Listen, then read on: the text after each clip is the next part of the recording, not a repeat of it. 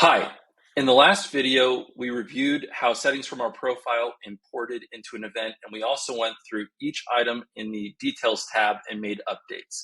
Now we're ready to move on to create floral recipes. To create your first one, click the Add Recipe button, and let's go ahead and rename it. Click the check mark to save, and then click anywhere on the card and you'll see that recipe cards are expandable. And within the card, there are 4 more expandable sections, and we'll go through each one of these one step at a time.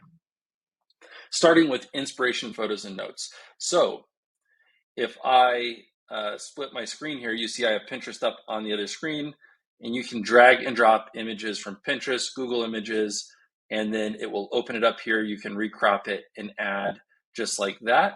So I would try doing that and maybe add, 3 or 4 for each recipe that you create. I would also recommend that you create 2 or 3 just to get used to it. Below that are proposal notes. These are notes that will be visible to the client if you want to on your proposal. So I'm just going to put that a few times just as placeholder text for us to see. And then below that are notes that you can add for just you and your staff for that item when you're eventually building this event out.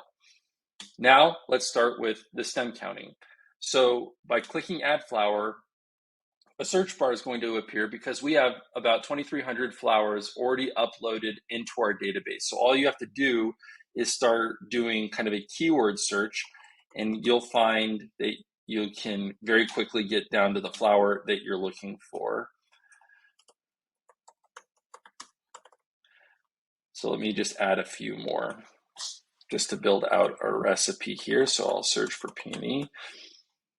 And this keyword search is pretty intelligent. So you can see if I just type in seed and it finds out that you're looking for seeded eucalyptus, and you can add in these different items. So let me just finish building this out.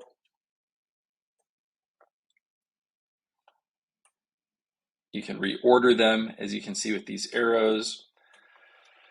What else do I want to add?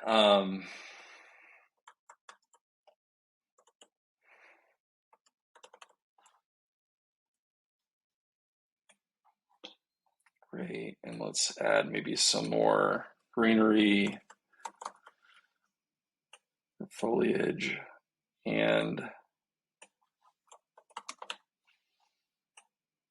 okay, I think we'll just stick with this for now. So I've added several stems. Once you've added the stems, let's look at, well, let me first start with, when you first start out with your account, when you add your first stem, it's not going to have a price on it. And you'll see a little warning appear next to that price. If you click edit, you can very quickly update the price for that. Now I have the price of this item in front of me right now, so I'm just making up a number, but you can say the stems per bunch, and then you can either, if you know the stem cost, you can just type that in, or if you know that the price per bunch is $12.50, it will back calculate the stem cost. So either one, put it in, and then you can either update it for all events or just for this event if there's some reason that there is special pricing for that weekend. So we'll just go ahead and click update for all events, and you can see the price is now updated and in there. I'm going to delete this one as it was not a part of my original design. So you'll see these are the stem counts, and as I start adding stems, you'll see that the price is updating. And this is based off of the formula that you set at your profile settings and that got imported into this event. So as you add stems, it's automatically calculating the retail value as you go along. And you can override it though. So let's say that you've added enough stems of what you're looking for, and you're here, but you don't want to charge $199. You just want to say it's $200. You can overwrite that price to say $200. Now that you've got that price in there, it will stay locked no matter what you do to your stems. But if you add too much materials or cost to an item and it exceeds the markups that you set for yourself, it's going to give you a warning and say, hey, the costs are above what you said that you wanted them when you set your pricing formula up. So it gives you the chance to go and make changes to get back below. And if you wanted to see how far above you are, you can click this undo button and see what the new recommended price is. So you're $12 above the 200 you wanted to spend. So you'll just need to remove a few things to get back down below that.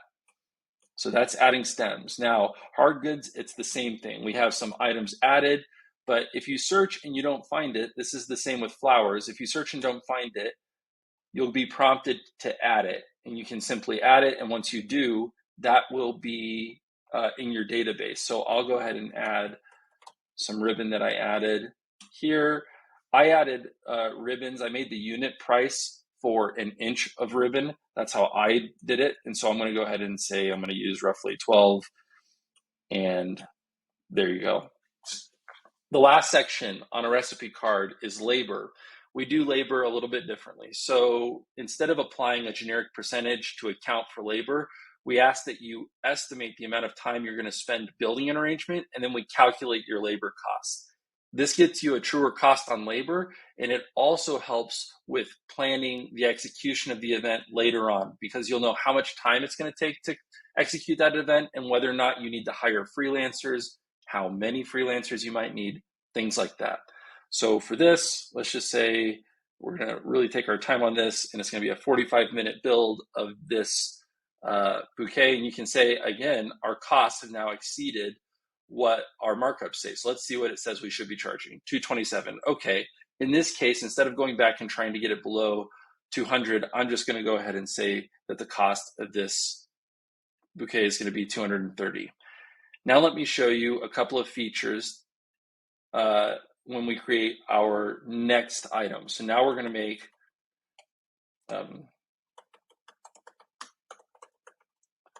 a bridesmaid bouquet, save it. This time we're going to increase the quantity because we're going to say there are 5 of them. And now I want to show you a few things that you can do. So when you add flowers this time, you don't have to go back and search for all of those flowers again.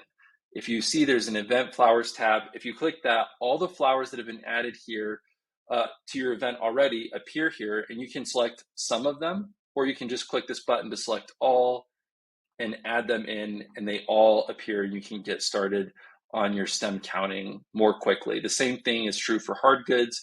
You can see the ribbon is there. We'll reuse it for the bridesmaid's bouquet as well. And then you can simply quickly update the other information, and you can pull in images, add notes, etc.